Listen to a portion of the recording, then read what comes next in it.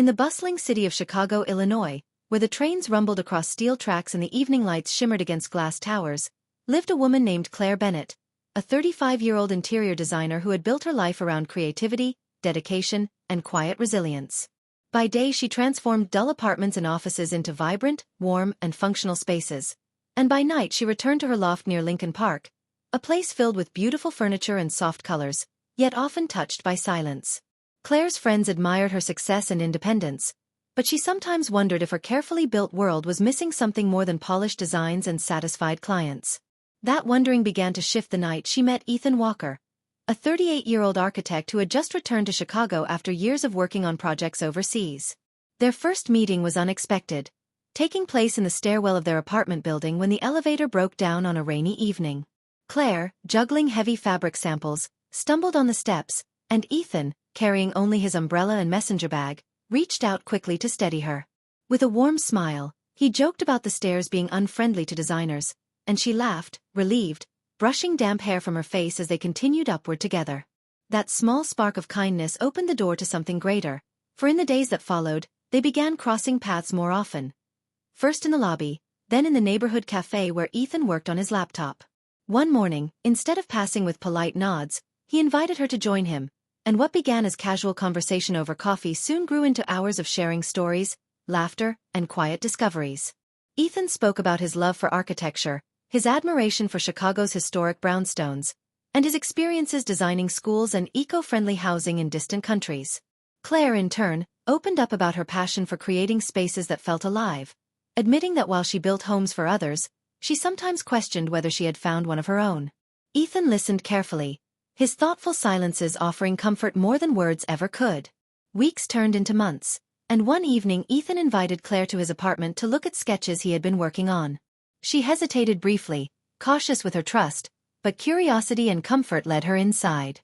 His apartment was modest yet warm, with tall shelves lined with architecture books, souvenirs from his travels, and framed drawings pinned neatly to the walls. They sat on his couch, surrounded by papers and lamplight, teasing one another about messy handwriting and exchanging ideas about design. It was then that Claire felt something she hadn't in years.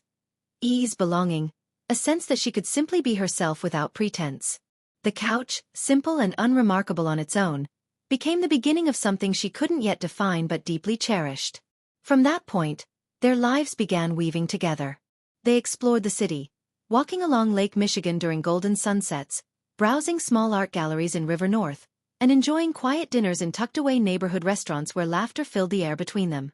They discovered each other's rhythms, falling into an unspoken harmony where presence alone was enough. Yet it was not without challenges. Claire's demanding work often drained her energy, while Ethan, adjusting to life back in Chicago after years abroad, sometimes wrestled with doubt and displacement. There were evenings marked by silence, when neither quite knew how to voice their fears of whether this connection was fleeting or lasting.